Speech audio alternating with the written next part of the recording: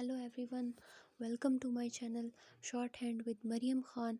आज हम लोग डिस्कस करेंगे। पहले तो हम लोग शॉर्ट हैंड को देख लेते हैं ना कि शॉर्ट हैंड होती क्या है, फिर उसके बाद हम लोग इसका चैप्टर नंबर 1 डिस्कस करेंगे। पहले भी मैंने इस पे एक वीडियो बनाई हुई है कि शॉर्ट हैंड होती क्या है, लेकिन फिर से भी इसको देख लेते हैं। शॉर्ट हैंड जो है इसको लैंग्वेज ऑफ साउंड्स भी कहा जाता है। ये एक ऐसी लैंग्वेज है जो इंग्लिश से रिलेट तो करती है, लेकिन ये सिंबल्स की लैंग्वेज भी कहलाती है। ठीक है, ये सिंबल्स की लैंग्वेज है, हम यूँ भी कह सकते हैं।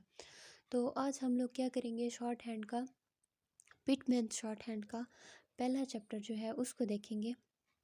इसको स्टार्ट करने से पहले ये देख लेते हैं कि अगर आप लोग शॉर्ट हैंड कर रहे हैं, शॉर्ट हैंड के स्टूडेंट हैं, या आप इसमें इंटरेस्टेड हैं, या आपका शॉर्ट हैंड करने का इरादा है, तो एक चीज़ इसमें लाजमी है कि आपको कंटिन्यूअस मेहनत करनी पड़ेगी।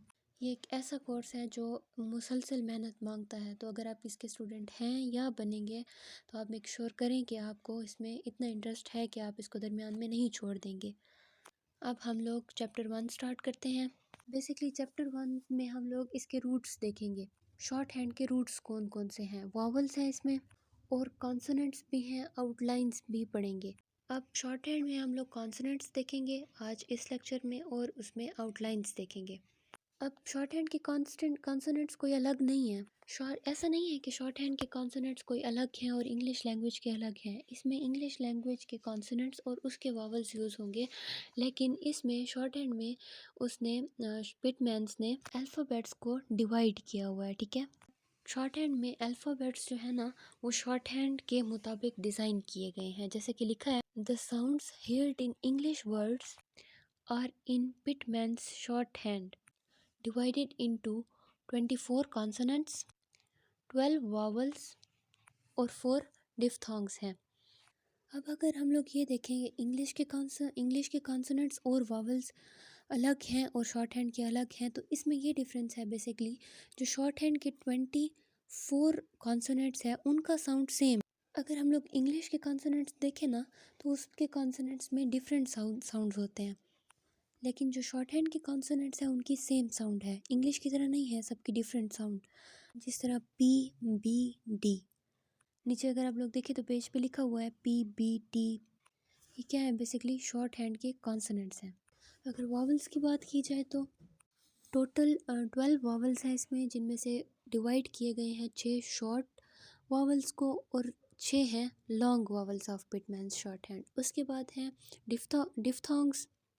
अब डिफ्थोंग क्या होता है, बेसिकली डिफ्थोंग स्पेसिफाइड किया गया है ऐसी साउंड के लिए जो 2 वावल से मिलके बनी होगी।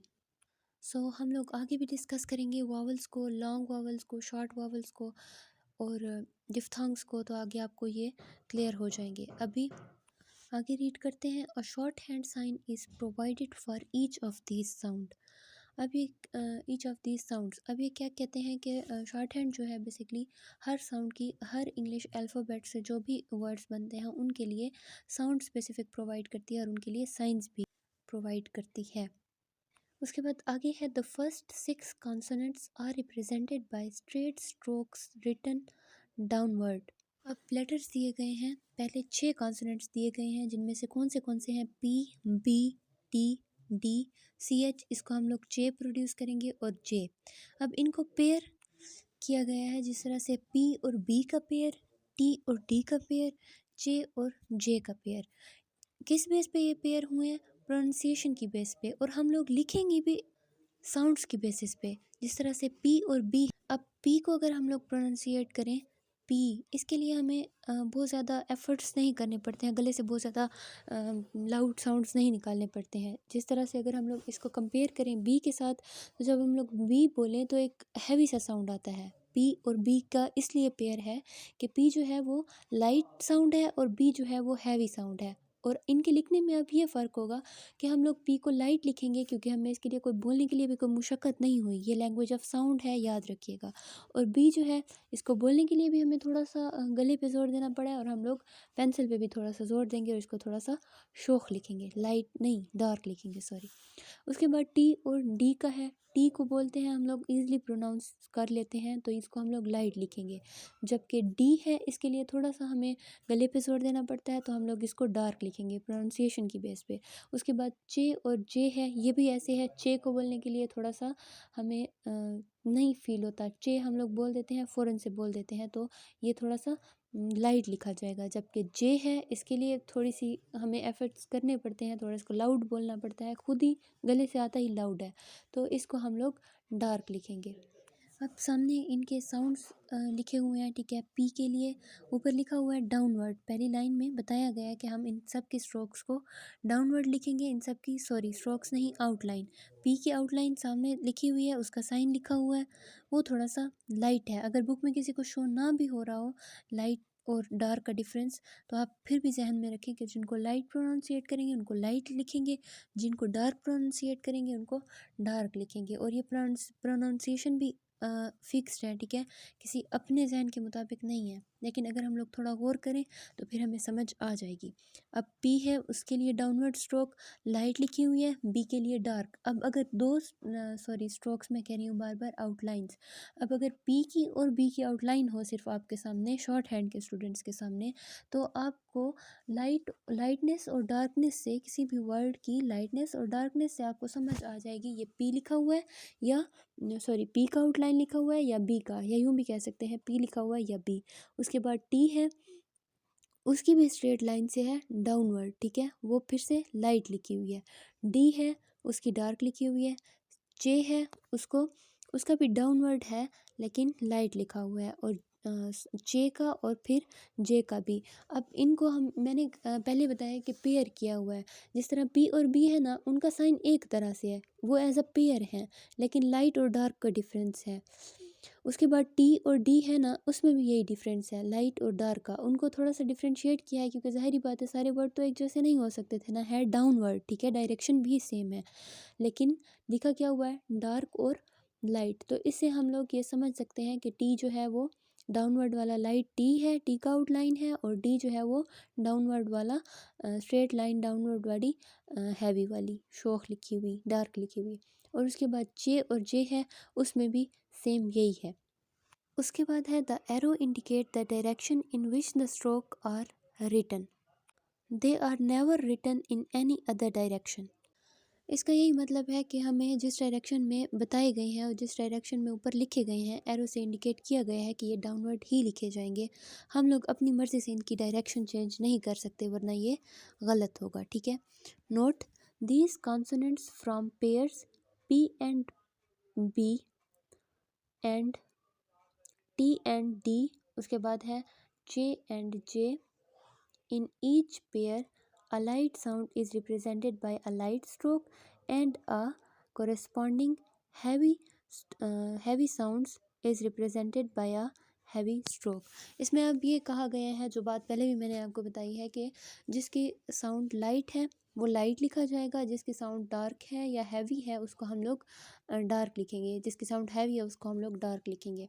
और ये साउंड भी हमें बताया गए हैं, पी जो है वो लाइट साउंड वाला है और B heavy sound. T light sound वाला, डी हैवी साउंड वाला, जे लाइट साउंड वाला और जे हैवी साउंड वाला। तो आज हम लोगों ने क्या डिस्कस किया है, पहले 6 कॉन्सोनेंट्स डिस्कस किए गए हैं। जिस तरह से किसी भी और लैंग्वेज को डेवलप करने के लिए अल्फ़ाबेट्स यूज़ होते हैं, ठीक है, उर्दू के लिए उसके अपने हरूफ तहज्जी हैं, इंग्लिश के लिए उसके अपने अल्फ़ाबेट्स हैं, इसी तरह शॉर्ट हैंड के भी अपने लेटर्स हैं, ठीक है। लेटर्स तो वही इंग्लिश वाले हैं, लेकिन उनको इसने अपने तौर से, पिटमैन्स ने अपने तौर से क्या किया है, डिवाइड किया हुआ है। उसमें से हम लोगों ने आज क्या पढ़ा है, 6 कॉन्सोनेंट्स पढ़े हैं। पहले चैप्टर में 6 कॉन्सोनेंट्स को पढ़ा है, उनके लिखने के फ़र्क को पढ़ा है, उनके स्ट्रोक्स को पढ़ा है, स्ट्रोक्स या आउटलाइन भी कहते हैं इसको। उसके बाद अगर हम लोग वॉवल्स को डिस्कस करें, हेडिंग दूसरी जो है vowel A, vowels are represented by, एक मिनट, मैंने आपको थोड़ी देर पहले इसी वीडियो में बताया था कि वॉवल्स जो होते हैं बेसिकली 2 तरह के होते हैं, लॉन्ग वॉवल्स और शॉर्ट वॉवल्स। तो वॉवल ए जो है बेसिकली वो एक लॉन्ग वॉवल है। वॉवल्स जो है वो डिवाइड हुए हुए हैं, लॉन्ग वॉवल्स और शॉर्ट वॉवल। लेकिन अभी अगर हम लोग जनरली वॉवल्स की बात करें तो vowels are represented by dots and dash written alongside the consonant strokes. When a vowel comes before a consonant, it is placed before the stroke left side. When a vowel comes after a consonant, it is placed after the stroke right side. अब basically इन लाइनों में बात यही की गई है कि जितने भी वावल्स हैं, टोटल 12 हैं, लॉन्ग या शॉर्ट जितने भी हैं, हम लोग उनको किस तरह से लिखेंगे, स्ट्रोक से, सॉरी डैश से और डॉट से। एक छोटी सी डैश और एक छोटा सा डॉट, डॉट कितना ही हो सकता है, ठीक है। एक डॉट और डैश से हम लोग वावल्स को लिखेंगे। इनके लिए हमें कोई आउटलाइंस या कोई स्ट्रोक्स बनाने की ज़रूरत नहीं है। हम लोग ऑलरेडी जो हमारे कॉन्सोनेंट्स की स्ट्रोक्स होंगी उनके साथ इनको डॉट के ज़रिए कहीं ना कहीं, डॉट अब हर एक वावल की अपनी डॉट होगी, लेकिन अभी ये जानना ज़रूरी है कि हम लोग वावल्स को डॉट और छोटे से डैश के तौर पर लिखेंगे, ठीक है। अब उसमें उन्होंने ये बताया है when a vowel comes before a consonant, जब एक वर्ड आ रहा है जिसमें वावल जो है वो कॉन्सोनेंट से पहले आ रहा है, ठीक है, तो हम लोग उसकी उसकी प्लेस कौन सी बनाएंगे, उसको कहाँ पर लिखेंगे, उसको स्ट्रोक के लेफ़्ट साइड पे लिखेंगे, ठीक है। और अगर एक वावल आफ्टर कॉन्सोनेंट आ रहा है, कॉन्सोनेंट के बाद आ रहा है, तो उसकी प्लेस कौन सी होगी, राइट साइड पे होगी। अब वो डॉट वाले अलग हैं, ठीक है, डॉट जिनके लिए लगाना है वो अलग वावल है, लॉन्ग या शॉर्ट, ठीक है, वो हम लोग डिस्कस करेंगे नेक्स्ट वीडियो में। लेकिन फ़िलहाल के लिए इतना काफ़ी है कि हम लोग वावल्स को डैश और डॉट से शो करेंगे, और जो हमारे पास वावल आएगा कॉन्सोनेंट से पहले उसको लेफ़्ट साइड पे लिखेंगे, और जो बाद में आएगा उसको राइट साइड पे लिखेंगे। आई होप कि आपको ये वीडियो पसंद आई होगी और आपको चैप्टर नंबर 1 में कॉन्सोनेंट्स और वावल्स की समझ आई होगी। अगर आपको इसकी समझ आई है तो आप इसकी प्रैक्टिस करें। जितने भी ये 6 कॉन्सोनेंट्स हमने पढ़े हैं, आप इनके स्ट्रोक्स को लिखें, इनकी प्रैक्टिस करें। और वावल्स, लेकिन वावल्स के लिए अभी फ़िलहाल इतना काफ़ी है। नेक्स्ट वीडियो में हम लोग वावल्स को डिस्कस करेंगे, वावल की प्लेसेस को, ठीक है। तब तक के लिए अल्लाह हाफिज़।